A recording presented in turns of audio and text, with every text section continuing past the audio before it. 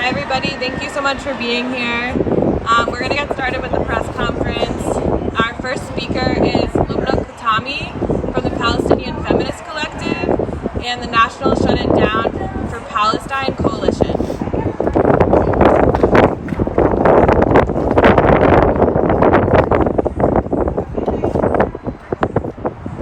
Good morning. Thank you for being here today. As many of you know, this week is a week of actions to commemorate the one-year anniversary of the genocide in the besieged Gaza Strip. On Saturday, October 5th, the people of Providence, the people of Rhode Island will turn out in a large rally and march to demonstrate that the people of this country refuse to allow the ruling parties to continue to supply funds and arms to a criminal regime. We are marching to tell our Palestinian brothers and sisters, the people of Lebanon, that we stand with them, that we are fighting against internationally condemned genocide in Gaza and against violations of international law and war in Lebanon.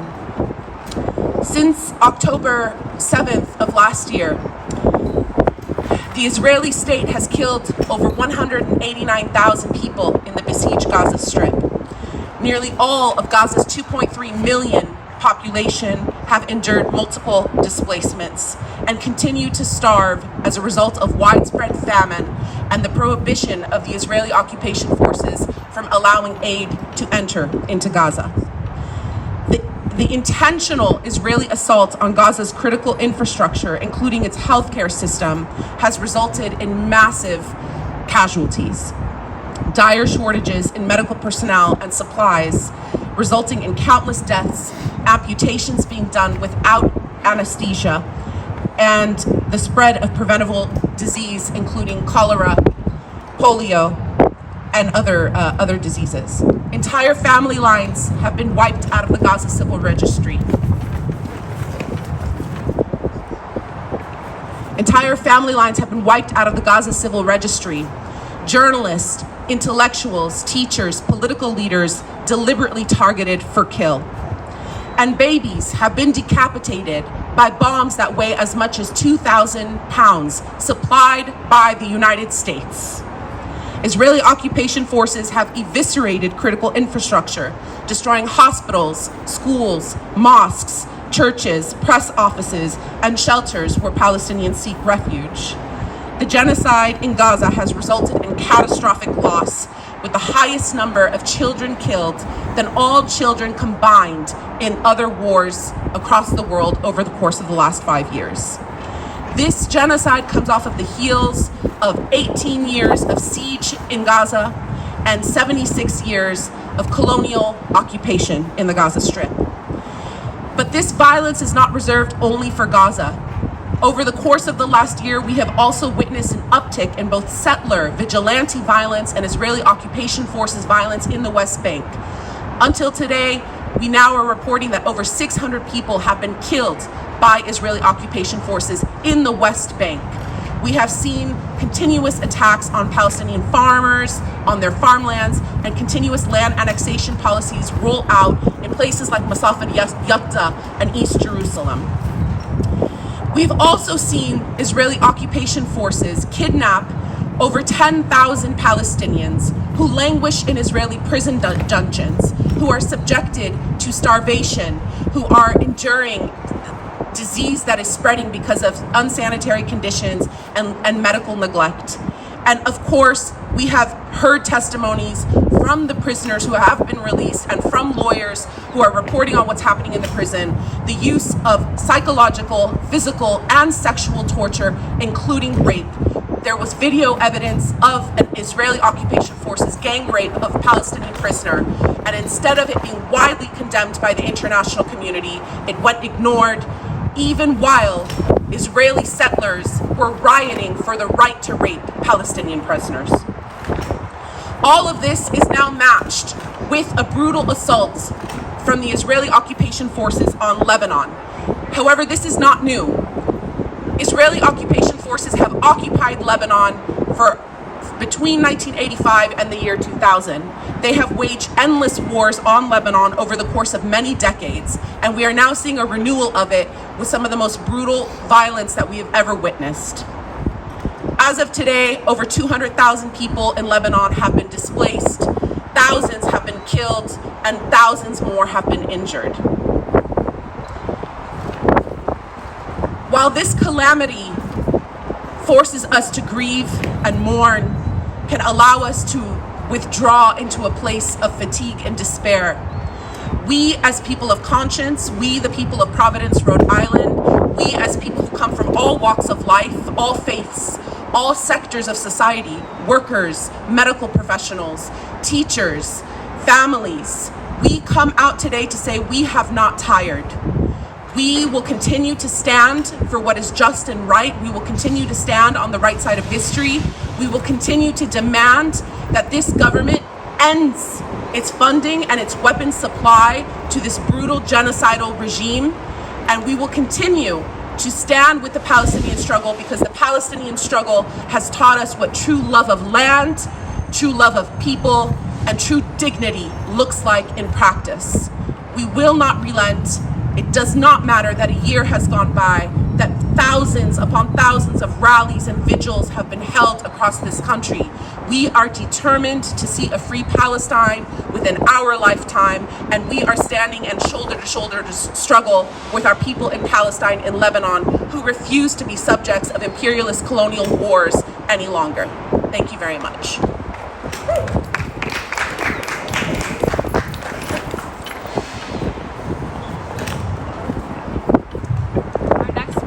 Is Reem Saeed Awad from Palestine Diaspora United.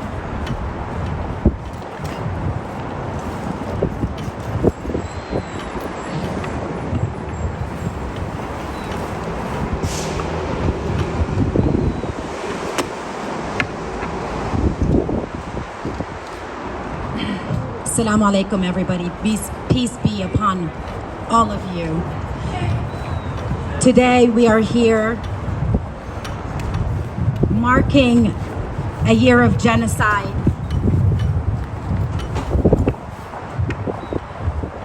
Of my people. This Zionist regime enjoys the support of the Western powers, the US and Europe. The Palestinian people have endured for many, many years, and none of it started on October 7th. I'm here to tell you what Rhode Islanders have been doing for the past year. Rhode Islanders have been active in regular rallies. We have had rallies almost every single week. We had marches, pickets, vigils for the people of Palestine. We have made over 100,000 phone calls to our elected officials, urging them to stop this genocide, to stop sending weapons to Israel, to stop the funding of the killing of children, of human beings. We often say the killing of children, but we don't forget there are others involved. There are civilians, men, elderly, and women. We have participated with our universities around here, like Brown University, Rhode Island College, RISD, with encampments, which was a worldwide movement to stop this genocide. We have had disruptions of Rhode Island elected fundraisers and events. We have participated in the uncommitted movement, where almost 15% of Rhode Island Democratic voters voted to reject the Biden-Harris genocide against Palestinians. We have boycotted companies that profit from the Israeli apartheid. We traveled to DC in the hundreds for the national actions, including the one in November that drew 500,000 people. Thousands of Rhode Islanders have taken action for Palestine this past year, and we will continue to take action. This week will be the biggest showing of Rhode Island's solidarity with the Palestinian people yet. Yesterday marked the beginning of our week of resistance against the genocide.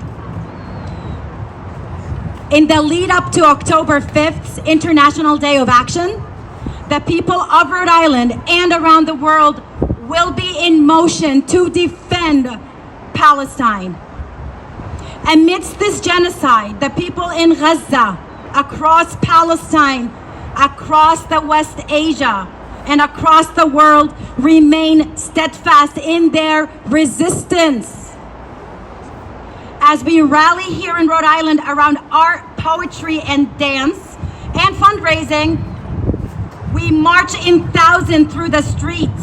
We will mobilize our movement in solidarity with the Palestinian liberation struggle. We will come together as a Rhode Island community to support people of Palestine and their sumud, their steadfastness, as they continue to resist genocide. Here is the list of events for this week of action. Sunday, 9/29th, from 1 to 7 p.m., we had an art build preparation for the International Day of Action. Today, as you can see, at Rhode Island State House is a press conference for the 1 year of genocide and 1 year of resistance. Tuesday, 10/1, tonight from 7 to 9 at Kimmy's Bar, Poetry for Liberation. Wednesday, 10/2, 5 to 9, a statewide Business for Palestine fundraiser for at Mecca for Peace, Middle East Children's Alliance. Thursday on 10/3 from 6:30 to 8:30 p.m. at Southside Cultural Center _RI, Resistance Dance, DEPCA, and dance performance. Saturday, 10/5, 3 p.m. at Rhode Island State House. All out for Palestine. March on International Day of Resistance. And Saturday, 10/5 at 5:30 p.m. Join us at One Finance Way to mourn our martyrs' vigil. I urge all of Rhode Islanders to join our movement. This is a movement for justice. This is a movement for justice for Palestinians, for Lebanese, for all of West Asia and the whole world. Thank you.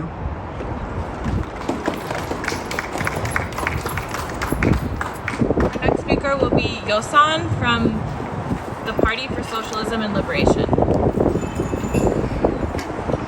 Hello everyone, my name is Yosan and I'm an organizer with the Party for Socialism and Liberation.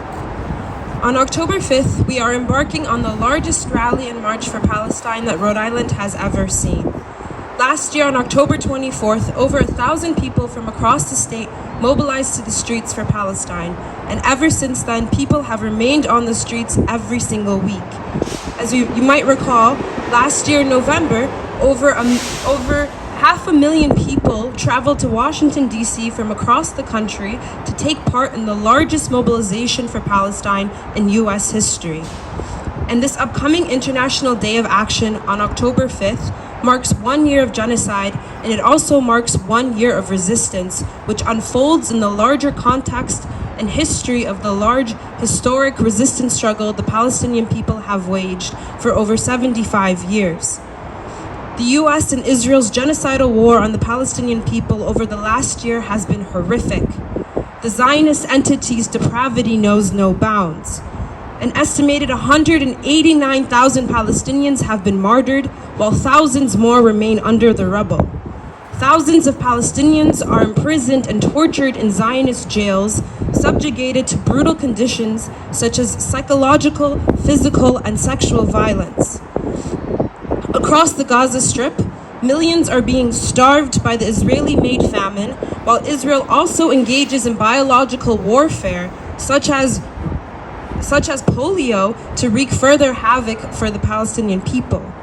And over 2.3 million Palestinians in Gaza are displaced from their homes, and all infrastructures and lifeways, from hospitals to mosques and churches and universities, are destroyed or are being destroyed. But the Palestinian people's resistance against colonization and genocide has been valiant. Palestinians fight every day on every single terrain to resist genocide, to resist ethnic cleansing, and to resist the displacement from their homes and lands. They remain steadfast in their struggle for liberation, a true compass for us all. The United States has been the main orchestrator of this genocide against the Palestinian people in Gaza. The US funds and arms Israel and provides the political power and cover for the Zionist entity to act with impunity. Israel is nothing but a colonial outpost in the Middle East set up to service, advance, and protect US interests in the region. And it also does the US's bidding across the world. Take, for instance, in Guatemala, where Israel has trained soldiers to facilitate a genocide against the indigenous population in that country. And right here in our very own backyards, Israel collaborates and trains with police departments across the country to brutalize, surveil, and murder Black and brown people every single day. And now in Lebanon, Yemen, Syria, Iraq, Israel and the US are engaged in a war of escalation across these many fronts. No one wants a full-blown regional war except for Israel and the US. And it is the US who supplies the American-made bombs and military equipment responsible for wiping out entire neighborhoods and bloodlines from Beirut to Gaza. And while hurricanes and climate catastrophe ruin and destroy the lives of poor people in the United States here, the American political establishment and ruling class turns a blind eye, instead sending billions and billions of dollars to Israel time and time again. And now as Israel begins its ground invasion in Lebanon, it is clear that the parties responsible for this endless bloodshed and endless war is none other than the US and Israel. Occupied people have a right and an obligation to resist their genocide and colonization of their home and lands. And we here have a right and an obligation to support that very resistance. And as the rest of the world stands for Palestine, as the United States and Israel tries to turn the world away from Palestine, it is clear that this will never be able to happen, and they will never succeed in doing so, because the world now sees Israel for exactly what it is. It is a genocidal, fascist, terrorist arm of the United States.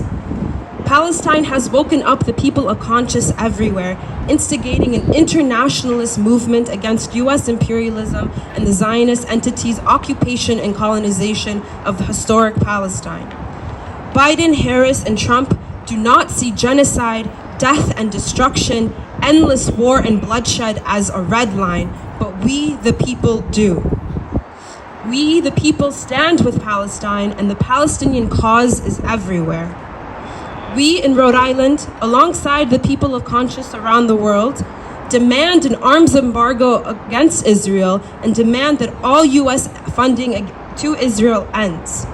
We condemn the United States government and Israel for its genocide against the Palestinian people and for its war of escalation in Lebanon, Yemen, Iraq, Syria, and Iran, and across the larger Arab region. And we support the resistance of the Palestinian people and all oppressed people everywhere who fight and struggle against US imperialism. We live in the belly of the beast. We live in the heart of US empire, and we bear a great responsibility to fight against US imperialism across all fronts. We know that the struggle of Palestine, of the oppressed, is righteous and just. And because it is righteous and just, we know that Palestine will win. we vowed to never stop fighting, and on October 5th, on the anniversary of 1 year of genocide and resistance, we reaffirm our commitment to this struggle that we know will take years, and it doesn't matter how long it will take, because we know that liberation must be achieved by all cost, and Palestine will lead the way. And we vow to never stop fighting, to never stop mobilizing, and to never stop struggling until Palestine and the rest of the world have broken the chains of US imperialism once and for all. Thank you.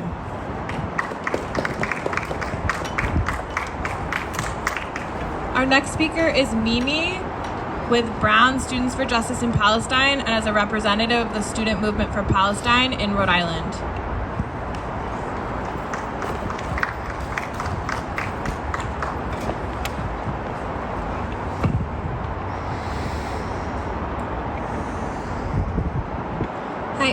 My name is Mimi, and I'm speaking as a member of Brown Students for Justice in Palestine and on behalf of the Student Movement for Palestine in Rhode Island and the U.S. at large. The students of Rhode Island, from high schools, colleges, and universities across the state, will be marching proudly with the Providence community this October 5th to mark 1 year of genocide and 1 year of enduring resistance. For nearly a year, we've borne witness to atrocity after atrocity unfolding in the Levant. We watched mass grave after mass grave dug in Gaza and now Lebanon. We've seen the systematic targeting and assassination of journalists, doctors, and political leaders. Every so-called safe zone, every refugee camp where people have been made to flee after their homes have been decimated, now reduced to rubble. And just yesterday afternoon, nearly a year after this genocide began, the Zionist entity launched a ground invasion of Lebanon after the terrorist attack that they performed using pagers, walkie-talkies, and cell phones, then the relentless carpet bombing of residential districts in southern Lebanon. We know that these same jets, missiles, tanks, and weapons that are now descending upon Lebanon are the same ones that were used and continue to be used in Gaza.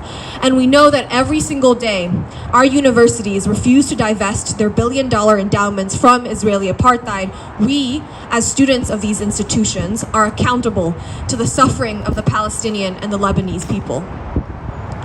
Over the past decade, and over the past year, students, faculty, staff, and community members have demanded that Brown University divest its endowment from U.S. and Israeli genocide against the Palestinian people. But rather than divest, Brown University has called the cops on us, arrested us, punished us, surveilled us, and even criminalized our ability to express what we think. We know that Brown remains invested in the genocide against Palestinians precisely because Brown is aligned with and invested in U.S. imperialism.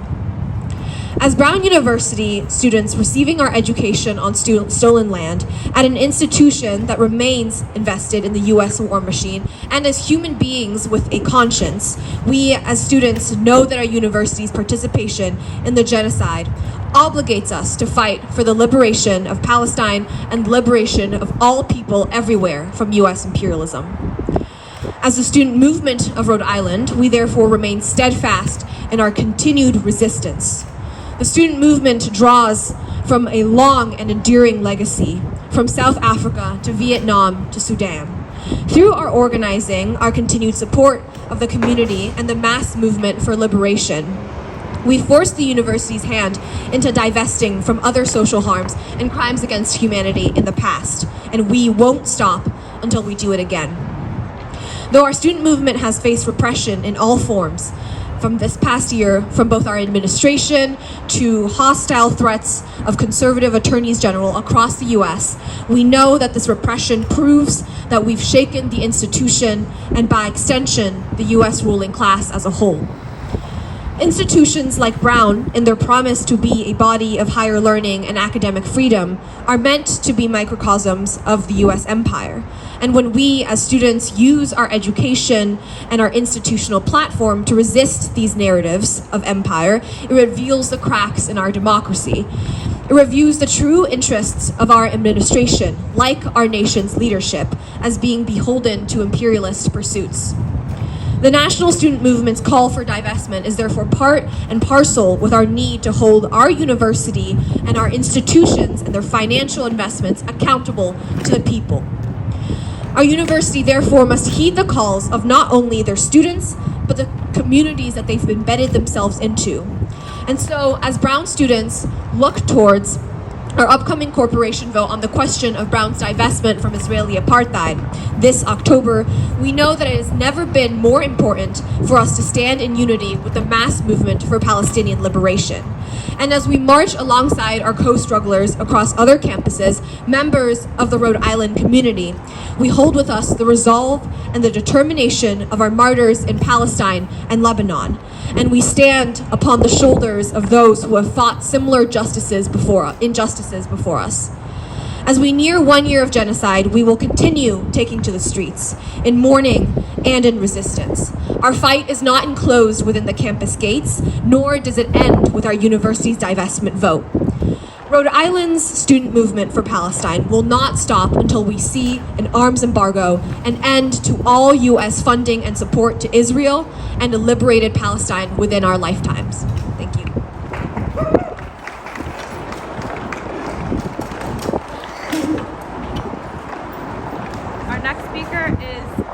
Our next speaker is Trent Manning from Down the Road Movers and also from Rhode Island Businesses for Palestine.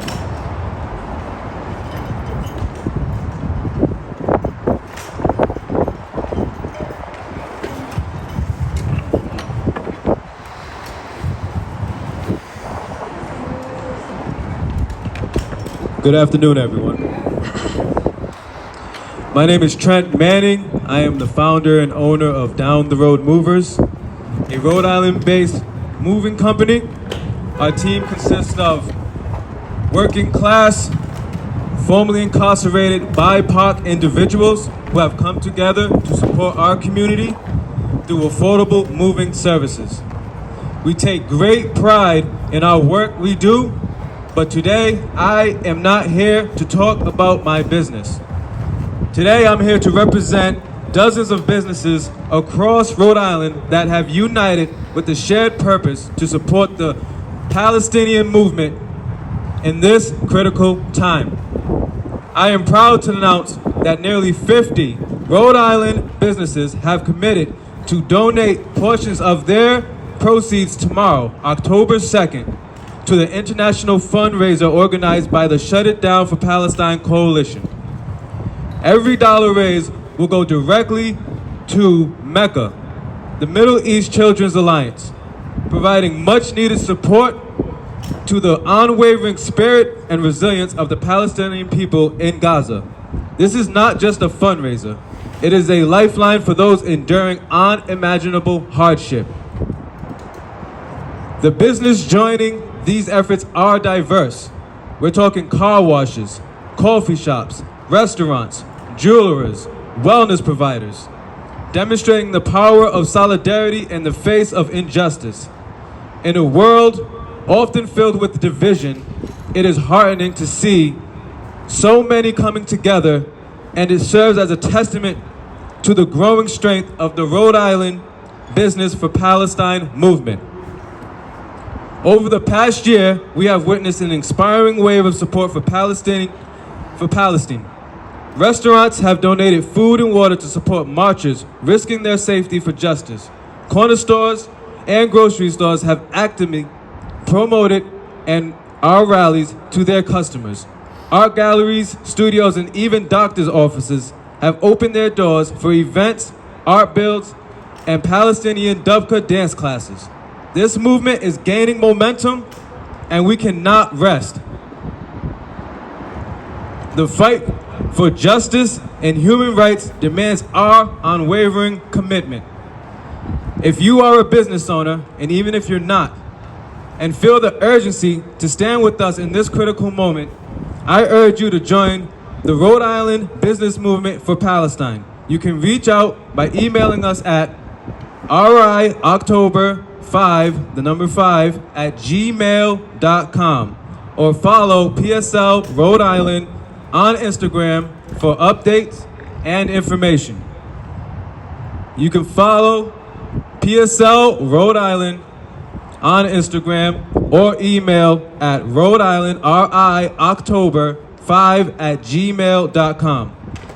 Thank you for all your continued support. Together, let's rise to the occasion and stand firmly for justice and human rights in Palestine. Our collective action can make a difference, so let's not waste this moment. Thank you.